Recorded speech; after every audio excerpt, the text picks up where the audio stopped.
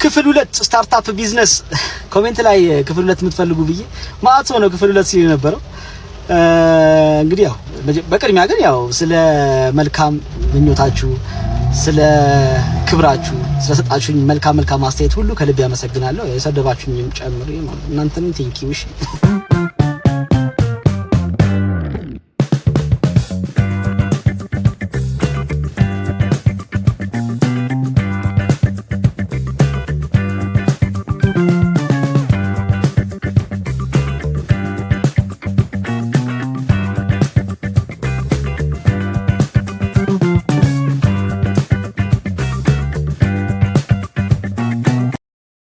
ሌላ ኮሜንት ላይ አንዳንድ ሚስ አንደርስታንዲንጎች አሉ። እነሱን ለማጽዳት ልሞክር።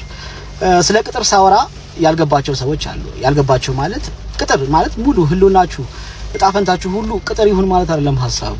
ዝም ብላችሁ ዘላለም ዓለማችሁን ሰው ቤት ኑሩ ማለት አይደለም ሐሳቡ። ያ ጉዳዩ እስኪገባችሁ ነገሩ እስክትረዱ ድረስ እስክታቁት ድረስ በደንብ እዛ ጉዳይ ላይ ፕሮፌሽናል እስክትሆኑ ድረስ ማን ነው የሚያመጣው፣ ማን ነው የሚያስረክበው፣ ማን ነው ደላላው፣ ምንድነው እቃው፣ ይሄንን በደንብ እስክታቁ ድረስ 1 አመትም ፈጀ 2 አመት 3 አመትም ትምህርት ነው። ትምህርት ቤት አድርጋችሁ አስቡት። ከዛ በኋላ ግን የሚከፈል መስዋዕትነት አለ። ያን መስዋዕትነት ብትከፍሉም በገባችሁና ባወቃችሁት ልክ ትጠቀማላችሁ ነው ሐሳቡ እንጂ ዝም ብላችሁ ዘላለም ዓለማችሁን እዛ ኑሩ አይደለም። የቅጥር አስቀያሚ ፓርት ምንድነው? ምቾት አለ። ምቾት ቀጠና በጣም ፕሮፌሽናል በሆናችሁ ቁጥር ያህ ሱቅም ይሁን ያህ ድርጅት እናንተ ማጣት ስለማይፈልግ ለእናንተ የሚፈልገውን ነገር ያደረገላችሁ እዛ ቦታ ላይ ያስቆያችኋል። ወደ መጨረሻ አካባቢ ምናልባት ኮሚሽን ይሆናል የምታገኙት ከእቃው ላይ በሽጣችሁ ልታገኙ ትችላላችሁ ማለት ነው። ነገር ግን እነዛ ነገሮች ሊያታሏችሁ አይገባም። መክፈል ካለባችሁ ወጣችሁ ከበድ ያሉ መስዋዕትነትን ልትከፍሉ ይገባል ባወቃችሁት ልክ ማለት ነው። ምክንያቱም ይሄ ምቾት ቀጠና በጣም አስቀያሚ ነገር ነው። እዛ ቦታ ላይ ያላችሁ አይረባችሁም፣ አይጠማችሁም፣ አትቸገሩም። ነገር ግን አትቀየሩም። ምናልባት የሰዎች መቀየር በእናንተ ላይ የተንተራሰ ሊሆን ይችላል። ለሰዎች ብዙ ገንዘብ ማግኘት ምክንያት እናንተ እየሆናችሁ ሳለ ነገር ግን ማግኘት ባለባችሁ ልክ አታገኙምና ያን አድርጉ። እንደዚህ አይነት ውሳኔ ግን ስትወስኑ በፍጹም የዛን ቤት የምትሰሩበትን ሱቅም ይሁን ድርጅት ህልውናውን በማይነካ መልኩ መሆን መቻል አለበት። በምትሰሩበት ሰዓት የማትገቡበት ቦታ አይኖርም። ምናልባት እንደ እርጎ ዝም ብላችሁ ጥልቅ በሉ ሳይሆን ሐሳቡ ሁሉም ነገር ላይ ግቡ፣ እዩ። እያንዳንዱ ነገር በገቢዎች ጉዳይ ያለውን ነገር በፋይናንስ ጉዳይ ያለውን ነገር በሪሌሽንሺፕ በኩል ያለውን ነገር እየመጡ ያሉ ደላሎች ጋር የክፍለ ሀገር ነጋዴዎችም ከሆኑ እዛ አሪፍ የሚባሉ ከስተመሮችም ከሁሉም ጋር አሪፍ ሪሌሽንሺፕ ይኖራችሁና ያንን ካደረጋችሁ ብዙ የምትጠቀሙት ነገር ይኖራል።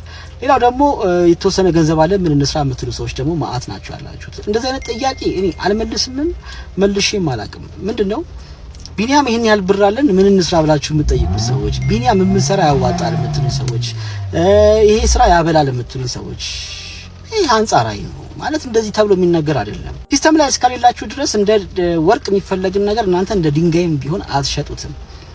የሆኑ ሰዎች ደግሞ ድንገት ይመጡና 5 ሚሊዮን አለኝ 6 ሚሊዮን አለኝ ምን ልስራ ስትሉ ሁሉም ራሱ ባለበት ቢዝነስ ይሄን እቃ ብታመጣኮ እኔ ሸጠዋለሁ የሚሏችሁ ሰዎች ደግሞ አሉ።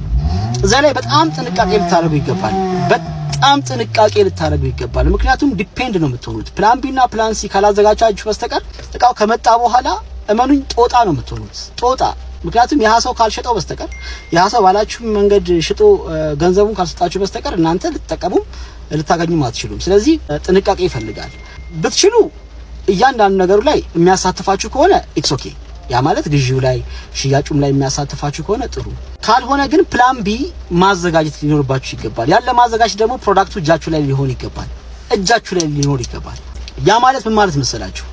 እቃው የሚራገፈው እናንተ መጋዘን ላይ ይሆንና ያንን ኦርደር ያደረጋችሁ ሰው የሚወስደው ከእናንተ ላይ መሆን አለበት። እቃው እሱ ጋር ሆኖ ግን ከሆነ ሽጦት ከሆነ አልሸጥኩትም ሊላችሁ ይችላል።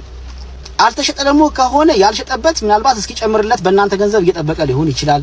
እንደገና ደግሞ ምናልባት ገንዘብ እዛ ላይ ኢንቨስት ስላላደረገ ችላም ብሎት ሊሆን ይችላል። ፕላን ቢና ፕላን ሲን ለማስተናገድ የግድ እናንተ ጋር ፕሮዳክቱ ሊኖር ይገባል። ያ ሰው እናንተ የራሳችሁን እርምጃ እንደምትወስዱ ስለሚያውቅ በተቻለው አቅም ያንን ነገር ሽጦ መጠቀም ነው የሚፈልገው። ግን ከውላችሁ ውጪ አድቫንቴጃችሁን መያዝ አይጠበቅባችሁም። አድቫንቴጅ እንዳይያዝባችሁ ብላችሁ አድቫንቴጅም መያዝ ተገቢ ነው ብዬ አላስብም። ግን ብዙ እንደዚህ አይነት ነገር ላይ አትዳፈሩ። የማታውቁት ነገር ላይ አትግቡ። ለማወቅ ብዙ ሞክሩ። ቢዝነስ ሁሉ ጊዜ በዙሪያችሁ ያለውን ነገር ማየት ነው። በእናንተ ዙሪያ ያሉ ክፍተቶች እጅግ በጣም ማአት ናቸው። ምን ልስራ ብላችሁ የምትጠይቁ ሰዎች የእናንተን ክፍተት እኔ ላይ አልችልም። ስለዚህ በእናንተ ዙሪያ ያሉትን ክፍተቶች በ100 ሺህም ቢሆን በ10 ሺህ በ20 ሺህም ቢሆን በ5 ሺህ በእናንተ ሊደፈኑ የሚችሉ ክፍተቶች እጅግ በጣም ብዙ ናቸው ያሉት። በተለይ ሰሞኑን የማታ ገበያ ምናምን ተፈቅዷል። ስንቶቻችሁ ናችሁ ስለዛ ጉዳይ የምታውቁት ሰዎች? ገብታችኋልስ? ይሄ ስትሬት ማርኬት ምናምን ተፈቅዷል ተብሏል። ስንቶቻችሁ ገብታችኋል ስለዛ ጉዳይ? ስንቶቻችሁስ ቼክ አድርጋችኋል? አንዳንድ ሰው ጭራሽ ያው ወርዶ መስራት የማይፈልግ ሰው ማአት ነው ያለው። በተለይ ኢትዮጵያኖች በዚህ አንታማም። ስንቶቻችሁ ናችሁስ ወርዳችሁ መስራት የምትፈልጉ ሰዎች? ከታች መነሳት የምትፈልጉ ሰዎች፣ ዝቅ ማለት፣ ለጊዜው ችጋራ መባል፣ ለጊዜው ችስታ መባል፣ በጊዜው ቆሻሻ መባል፣ ለጊዜው መሰደብ፣ በጊዜው መታማትን የማትፈልጉ ሰዎች ስንቶቻችሁ ናችሁ? ሰዎች ምን ይሉናል ብለን የምንፈራ ሰዎች አለን። እመነኝ አሁን ካለበት ነገር አይብስም። በተቻለን አቅም ዝቅ ብለን ወርደን መስራት ካለብን ለጊዜው ማንም ሰው ምንም ቢለን ባንሰማ፣ ይሄ እኔ ምክር ሐሳብ ነው። ታደርጉታላችሁ አታደርጉትም አላቅም። ነገር ግን የብዙ ሰው ችግር ነው። የትኛው ሰው ነው የሆነ ነገር አንጥፎ መሸጥ የሚፈልገው? የትኛው ሰው ነው የሆነ ጀብሎ ይዞ መስራት የሚፈልገው? የትኛው ሰው ነው የሆነ ቦታ ላይ ዝቅ ብሎ መስራት የሚፈልገው? ስለዚህ ራሳችንንም በደንብ አድርገን ልንፈትሽ ይገባል። ስታርታፕ እስከሆነ ድረስ ሁልጊዜ ምቾታችንን ሰው ምን ይለናል፣ ጓደኞቻችን፣ ቤተሰቦቻችን፣ ዘመዶቻችን ምን ይሉናል ነው ጊዜያዊ ነው። ያ ጊዜ ማለፉ አይቀርም። እመኑኝ ትላንትና እንደዛ ሲያላግጡባችሁ የነበሩ ሰዎች ጠቅላላ እናንተ የተሻለ ነገር ላይ የደረሳችሁ ለታ ያንን ቀናቸውን ይረግሙታል። ስለዚህ እናንተ ነገን እስከናፈቃችሁ ድረስ ማንም ምንም ቢላችሁ እንዳትሰሙ። ይሄ የኔ ምክር ነው ወዳጆቼ፣ እመኑኝ። ምንም ነገር የትኛውንም ዝቅታ እንዳትፈሩት። ምን ጊዜም ከፍ ለማለት ዝቅ ካለ ነገር ላይ መጀመር ትልቅ አድቫንቴጅ አለው። ሰላም የቢኒ ባባ ወዳጆች እንዴት ናችሁ? www.binibaba.com ብላችሁ ሰርች ካደረጋችሁ ኦፊሻል የቢኒ ባባን ዌብሳይት ታገኛላችሁ። በዚህ በኦፊሻል የቢኒ ባባ ዌብሳይት ላይ የእሱን ማግኘት የምትችሉበት ስልክ ቁጥሮች፣ ኢሜል አድሬሶች፣ የቢሮ አድራሻውን ታገኛላችሁ። ከዛም በተጨማሪ የተለያዩ የሶሻል ሚዲያ ገጾችን ቲክቶክ፣ ዩቲዩብ፣ ቴሌግራም የመሳሰሉትን ማግኘት ትችላላችሁ። በዌብሳይቱ ላይ ብዙ የተካተቱ መረጃዎች ስላሉ እነሱን ውስጥ ላይ ገብታችሁ ማየትና ለእናንተ የሚመቻችሁ መጠቀም ትችላላችሁ።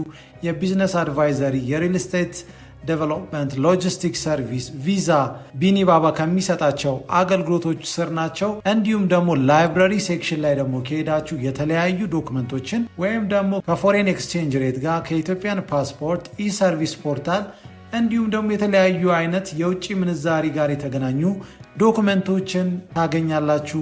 እንዲሁም ደግሞ ቡክ ቱዴይ ብላችሁ ወይም ቀጠሮ አስይዛችሁ ቢኒ ባባን አግኝታችሁ ማዋራት ትችላላችሁ። ይሄ ዌብሳይት ብዙ ጠቃሚ መረጃዎች ስላሉት ውስጥ ላይ ገብታችሁ እንድትመለከቱ ለእናንተ ተሆን ይመቻችሁ። የዛሬው እንግዲህ ይሄንን ይመስላል። ሐሳብ አስተያየታችሁ አይለን።